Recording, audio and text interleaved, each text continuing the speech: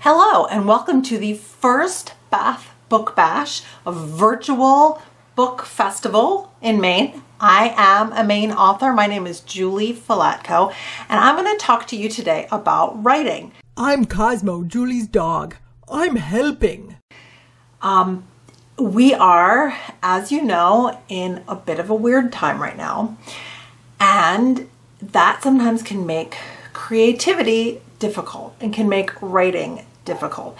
And whether you are a grown-up or a kid who wants to write stories, I think it's important that we do, but it's also not that easy these days. At least that's what I'm finding. So I'm going to talk to you about how I'm doing it, and maybe that will help you also.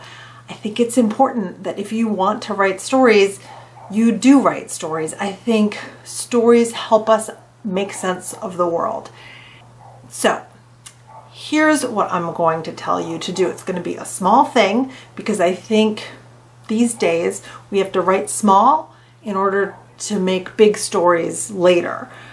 It's too overwhelming to say, why don't you just write an amazing story? So we're just going to write a tiny thing, and we're going to write maybe another tiny thing. We're going to keep working on all these tiny things. Not right now. I'm going to get you started and then you can go do that on your own. And if you just keep working at it, I think one of those small things will turn into a big, exciting thing that you're looking forward to writing. The seed of a story is often a character and a problem. A character and a problem can also be the pitch for a story. A pitch is a quick and interesting way to describe a book.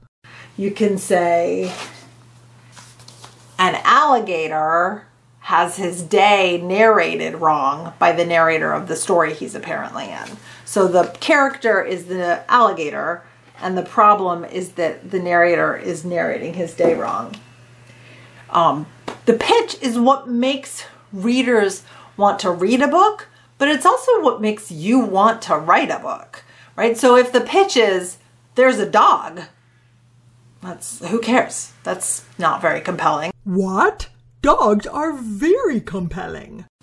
But if the pitch is, there's a dog who suspects he's being given cat food instead of dog food for dinner, that's more interesting. Cat food is an outrage. But good news, we're going outside for a walk and I get to star in some of the stories. So let's go outside right now and look for ideas. Well, I'll go outside. You stay right there and come with me, but stay there. Right? That makes sense. Yeah. Okay, here we go. Let's go outside. Find some stories. The ideas, they're all out here. A squirrel who is afraid of everything. A Jeep is having a birthday, but is in a very bad mood. An artistic railroad track has no one to show the art to. A character wants to make friends, but lives in a hole and refuses to come out. A small dog would like to drive a car, but all the cars are way over there. A tiny creature needs to get home, and the only way home is up a slippery hill of rocks. Two crows are supposed to walk to school together, but one of them keeps wandering off. An apple tree doesn't want anyone to have its beautiful, beautiful apples. Meanwhile, the apple tree next door threw all of its apples onto the ground. There is a dog who does not want to be walked, but who wants to walk other dogs.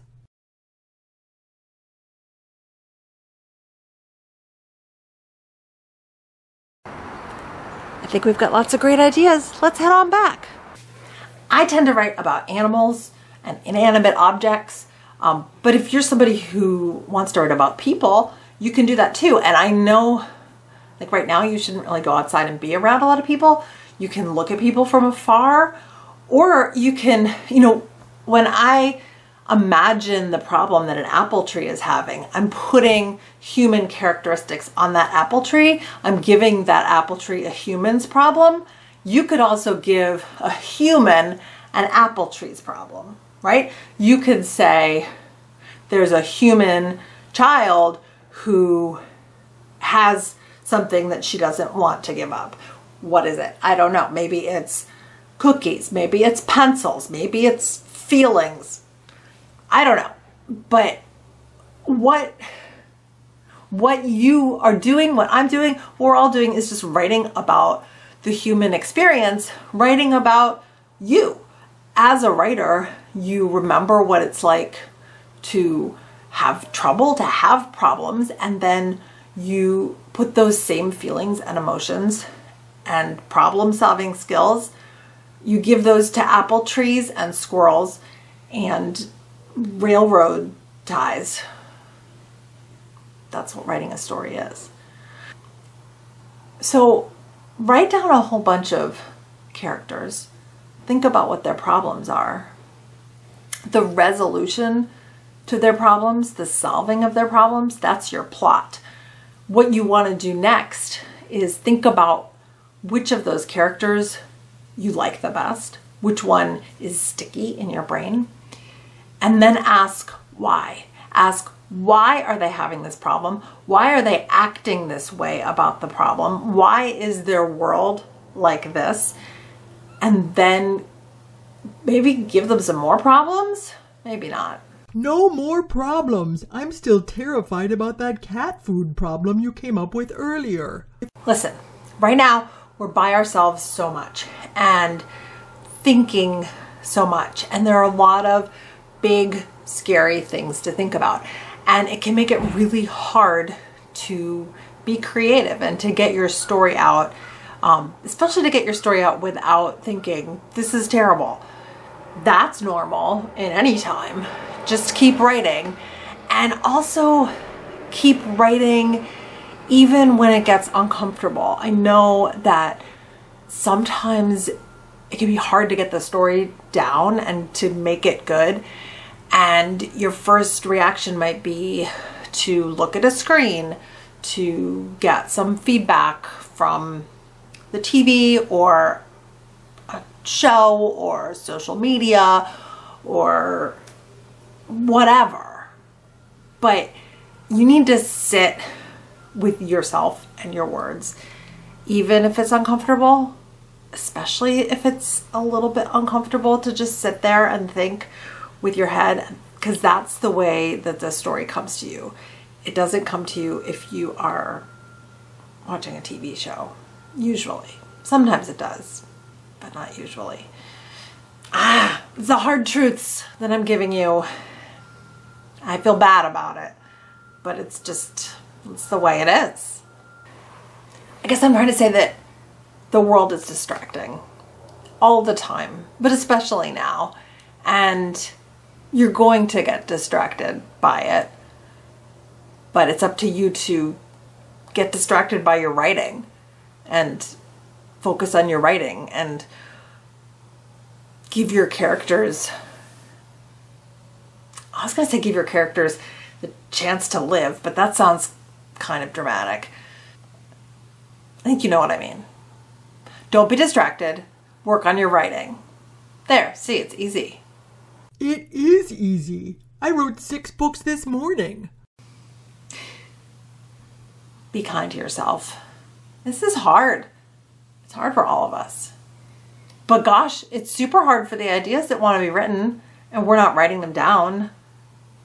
We have to write them down or else they don't get made into stories. And that's terrible. Just poor ideas.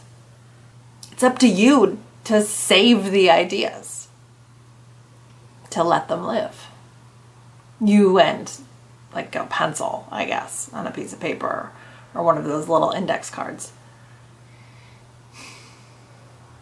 You'll feel better if you write.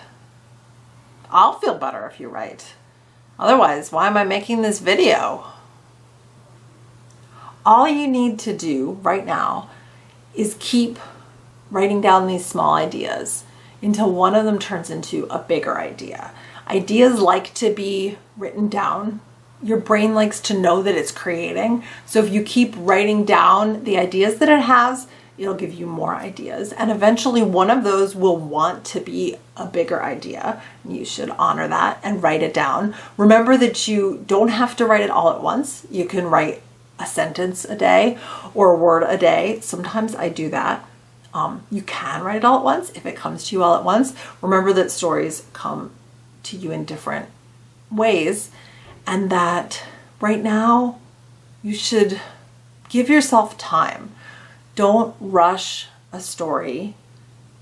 Be kind to your creative brain, because we're all going through a lot right now. And you shouldn't feel pressured and you shouldn't feel rushed to come up with an amazing story. But I hope that you'll keep trying to come up with a story, because I'm sure you've got some great stories in you. And it's your job as a writer, as a reader, to let those stories out so that the rest of us can read them someday. That's what I'm going to try to do. I'm going to go back outside and look for more stories after I take a nap. Thank you so much for spending this time with me. Let me know what ideas you have, or don't. You don't have to tell me your ideas, but I hope you got some, and I hope you write some stories. Excuse me, I thought we were going to take a nap.